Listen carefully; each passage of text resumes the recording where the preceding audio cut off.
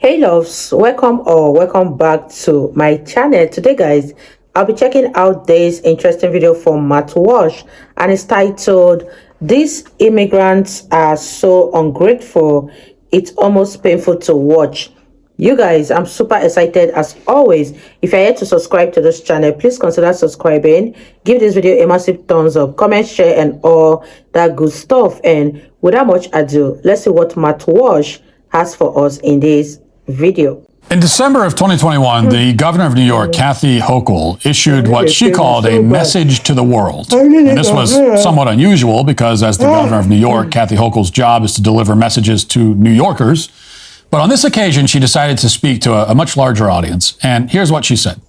After reading the poem from the Statue of Liberty, quote, "Send us your people, send us those who need the cloak of comfort that we can demonstrate as New Yorkers with big hearts and open arms, and will provide a safe haven. We want people to come here despite where they came from. We'll not only house you, but we will protect you." Well, that's what she said, and what followed is exactly what you would expect. More than 10,000 illegals started pouring into New York City every month, looking for the cloak of comfort that Kathy Hochul offered them. Really? They took her up on that offer. And now, as I mentioned before, they're being housed in schools and airports and furniture stores because the shelters, including government-subsidized hotels, are overrun. Now, there's a very well-rehearsed deflection that you'll hear from Hochul if you bring any of this up. And this is a reply that local news stations in New York will parrot at every opportunity since effectively they work for Kathy Hochul. Watch. Governor, I want to ask you about one of the many issues that New Yorkers are facing and the whole country is the issue around immigration. So mayors across the country, I should say, are pleading for more federal government assistance. New York alone had 178,000 migrants who came into the state, and there's been issues around housing, schooling, medicine for these people, and it's draining billions from city budgets. Now, Mayor Adams has raised the idea of changing sanctuary city laws so that migrants aren't flocking to major cities. Do you support this, and what do you think needs to be done to fix this influx of migration? Well, first of all, let's just say we are a nation of immigrants. I'm sitting here because my grandparents were teenagers in Ireland leaving great poverty. Grandpa started as a migrant farm worker himself in South Dakota in the wheat fields. They were domestic servants in Chicago until they heard about the promised land of Buffalo, New York. You could make steel with your hands and get a good paying union job. And that's what changed my whole family's history. Those jobs are here in the state of New York. You have to ask. Before we ask you some really important questions, I want to know if you would like to do a dentist commercial. Since you are a governor of New York State, maybe in South Dakota.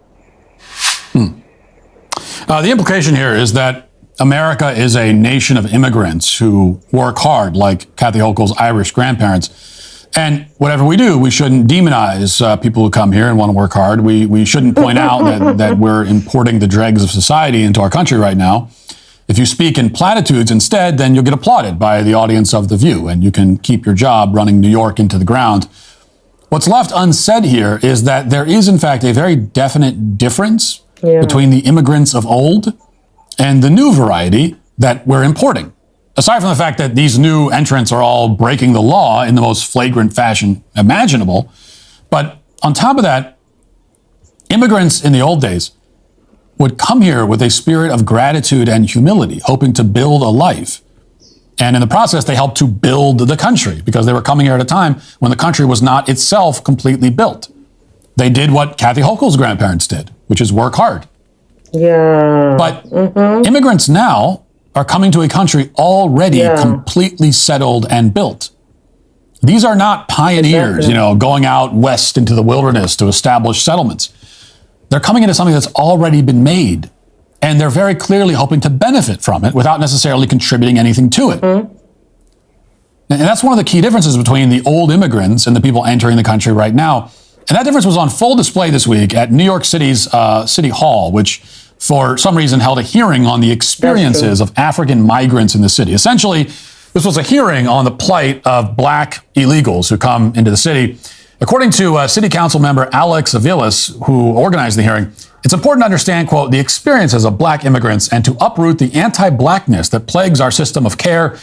And this work requires a city willing to fund our short, mid, and long-term needs. Over 1,000 people showed up, most of them recent arrivals from West Africa. Many of them were apparently looking for work permits, which they thought would be handed out. And that's pretty funny when you think about it. These people come to this country with absolutely no regard for the law. And the first thing they hear is that Democrats are holding a hearing. And they immediately assume that they're going to get free stuff at the hearing. That's the automatic assumption right now for these arrivals.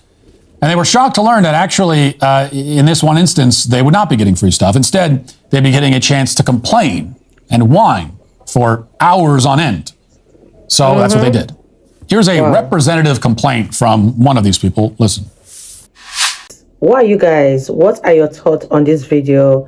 As much as the then governor of New York openly invited this migrant, she wasn't expecting their inflows. She wasn't expecting how all of them are going to flock into America. And what she was not prepared for is how to control them, because people that are coming into America today, the mindset they have is totally different from people who migrated to America in the early days. Those ones had the spirit to work. Those ones were willing to work hard and stamp their feet into the American soil. But the migrants of today are causing a lot of harm in New York City, and now it has become a major problem that the government don't even know how to cope them. Let me know what you guys think about this in the comment section down below. Leave your thoughts and let's continue watching, you guys.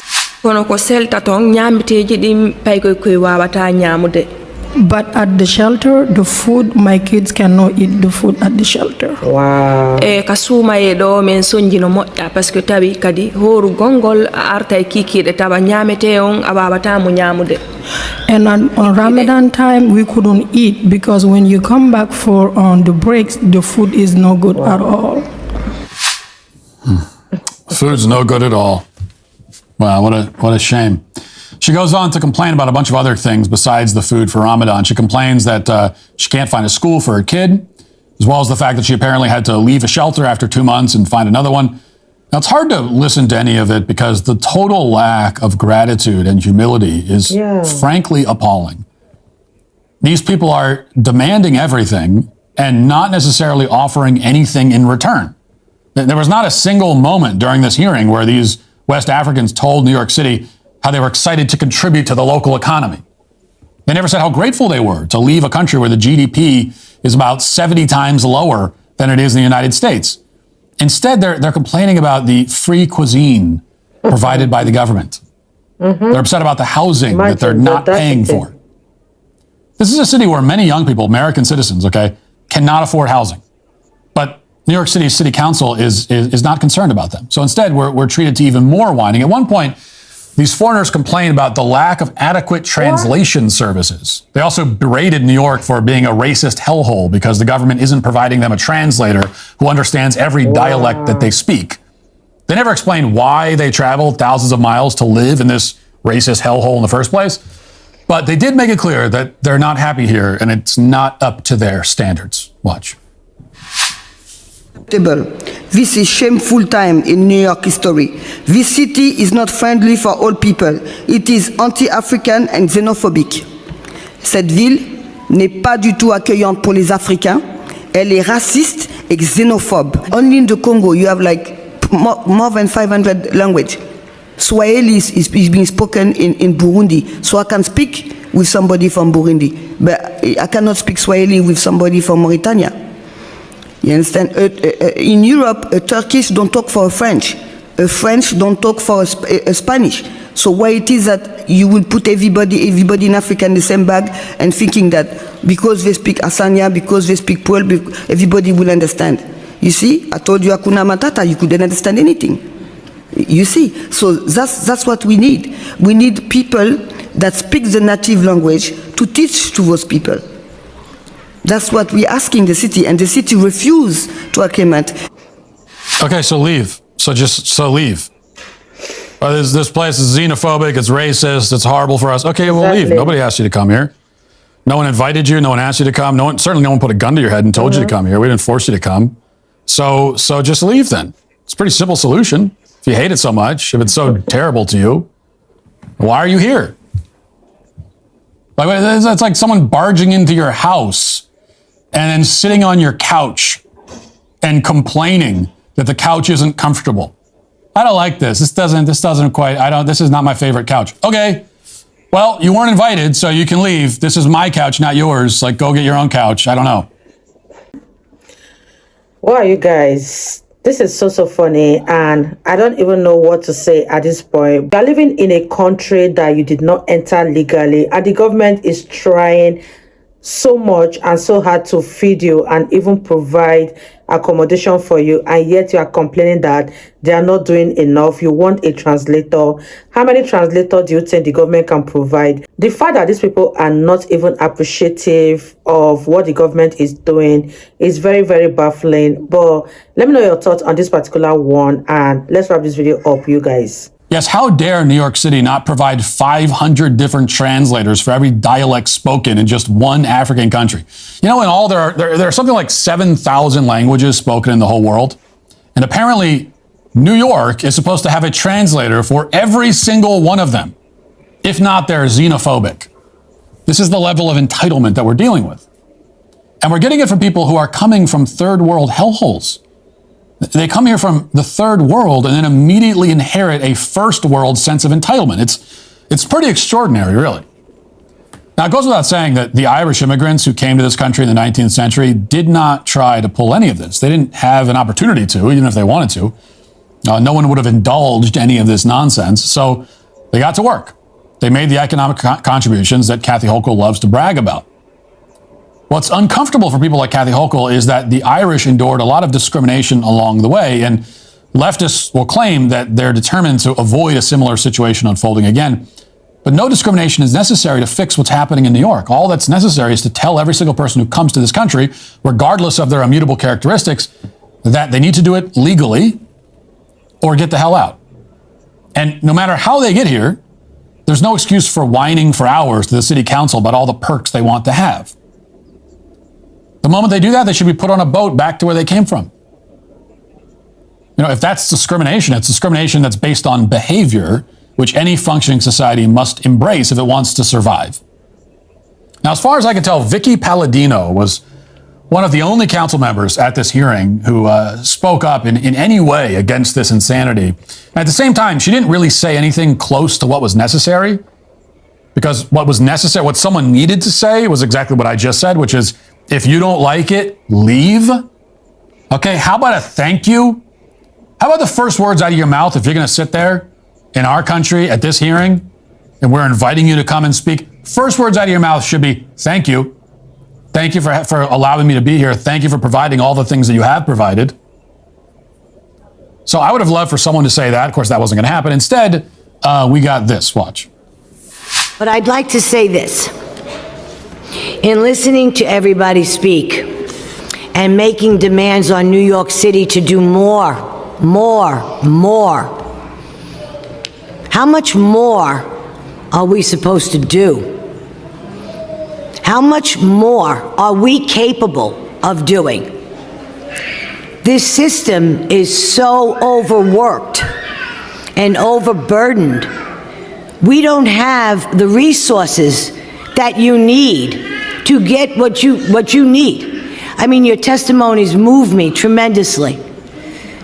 I don't want to see anybody mistreated in any sort of way. But I have to ask you, what motivated you to come here thinking the streets are paved with gold?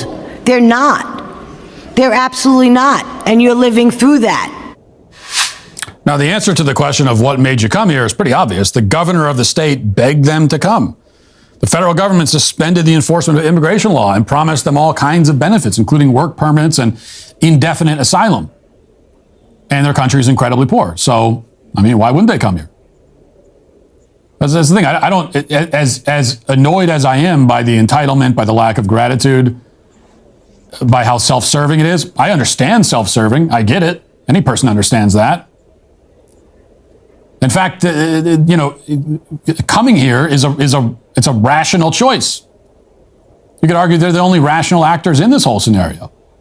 They have every incentive to continue complaining because so far it's worked out pretty well for them. If they complain, they get what they want.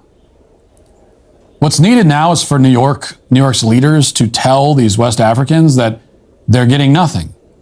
And then deport them if they're here illegally. But of course, that will never happen. Kathy Hochul will never tell the audience of The View that these immigrants are nothing like her grandfather, and that it's an entirely different situation, and that people who come here illegally are, all that. The audience would not clap like seals if she did that, so she's not going to say that. So instead, they'll continue to enjoy Kathy Hochul's cloak of comfort, as she calls it, which simply means indefinite access to New York's ever-dwindling treasury. American citizens will continue to flee New York, and eventually, when New York's treasury can't afford to give these people anything more, they'll spread out throughout the country. And that's already happening, of course, but it will accelerate in a major way once New York and the rest of the country falls apart. Because there's one basic common sense truth here. If you import the third world en masse, you become the third world. And once that happens, you won't be in a position to take care of the third world anymore. And much more importantly, you won't be in a position to take care of yourself. And that's why the migrants complaining about their accommodations at that hearing are today canceled. Wow, you guys, that was such an interesting video from Matt Walsh. And what do you think the government have to do in order to make these people feel more comfortable? Or do you think they should close off the border so that they don't have another handful coming in? Because this is becoming more and more of a problem to the government, and it's not as if the borders are not closed. A lot of people are still coming in, yet the people inside are complaining that they are not being satisfied by what the government is providing. Let me know what you guys think about this video in the comment section down below, and I'll see you all in my next video. Bye, guys.